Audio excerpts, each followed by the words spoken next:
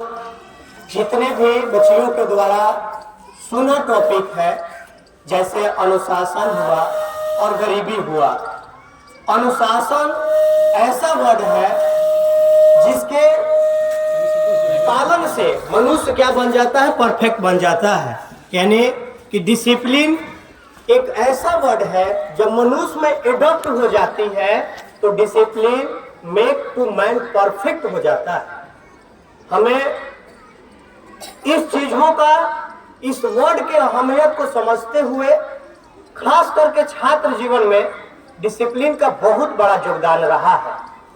आप सभी बच्चों से इस चीज की हम लोग शिक्षक बन उम्मीद करते हैं कि आप वेल एजुकेटेड बनने के लिए adopt to discipline most important है।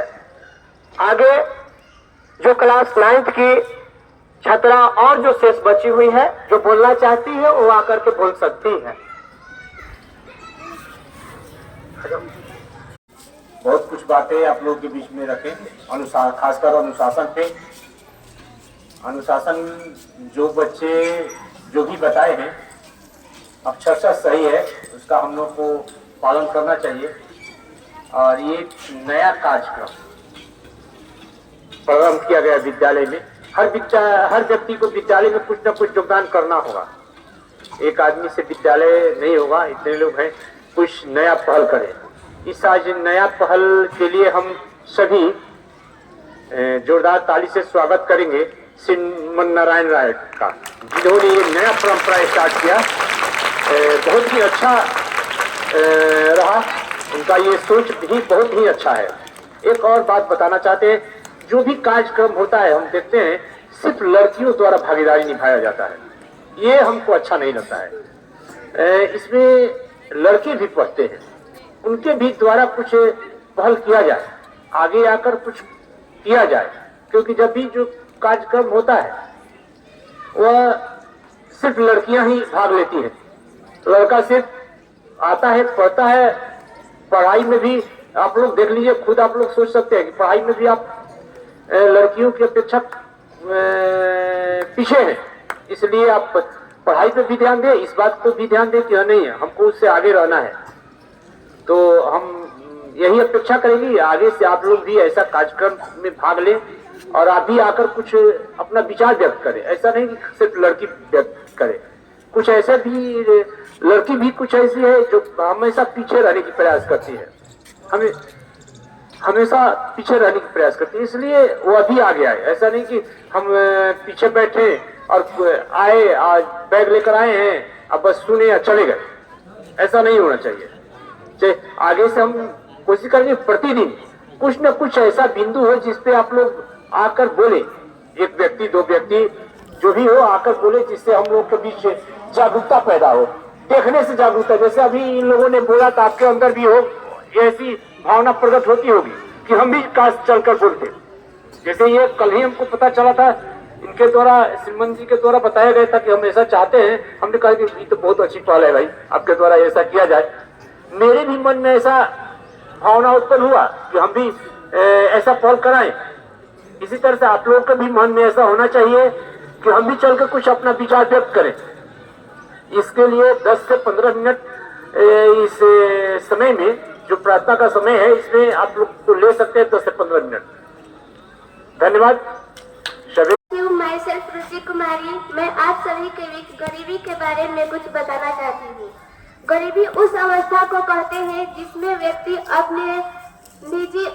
अपनी छोटी आवश्यकताओं को भी पूरी नहीं कर पाते हैं। गरीबी उस अवस्था को कहते हैं जिसमें वे अपने 2 समय का भोजन नहीं कर पाते हैं। वे अपने बच्चों को विद्यालयों में पढ़ने के लिए भी नहीं भेज पाते हैं, जिसके कारण उनके बच्चे रोजगार में लग जाते हैं। वे उस उम्र में पढ़ने की अपेक्षा श्रमिक बन जाते हैं। भारत के प्रथम राष्ट्रपति, भारत के राष्ट्रपिता ने कहा था कि भारत सही मायने में तभी स्वतंत्र होगा जब यहाँ के सभी निवासी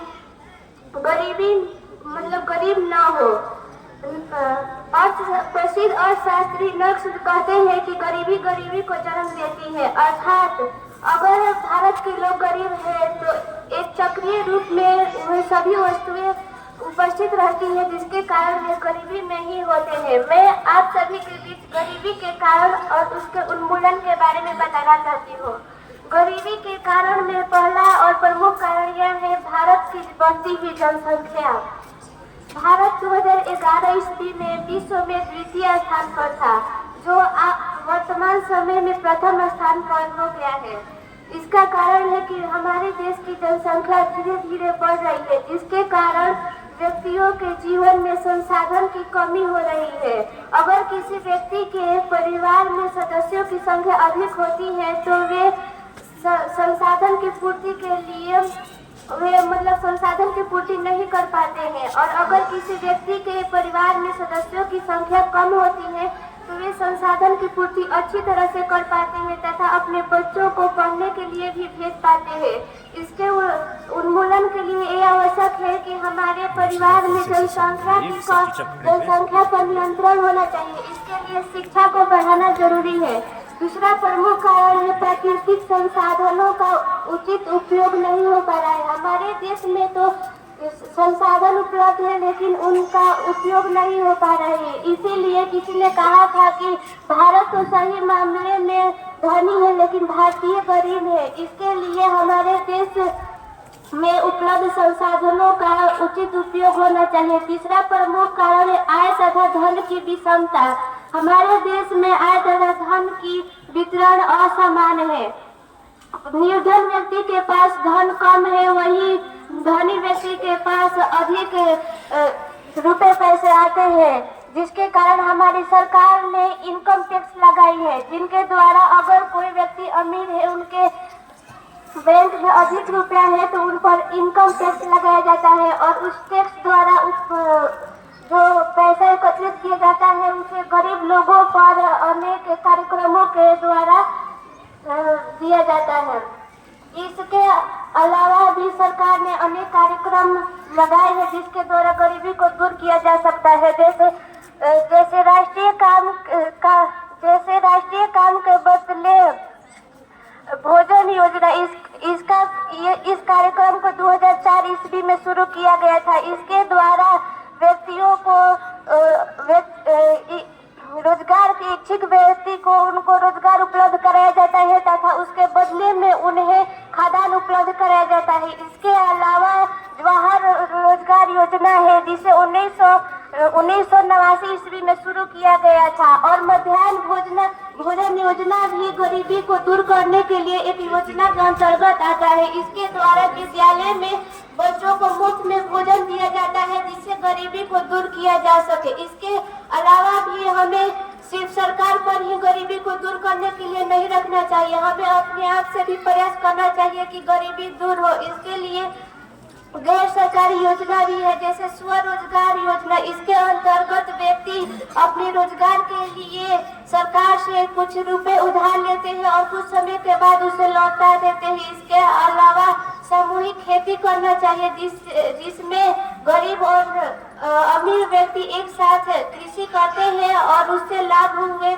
पैसे को सभी में समान रूप से वितरण हो जाता है। इसके अलावा सामूहिक खेती होती है।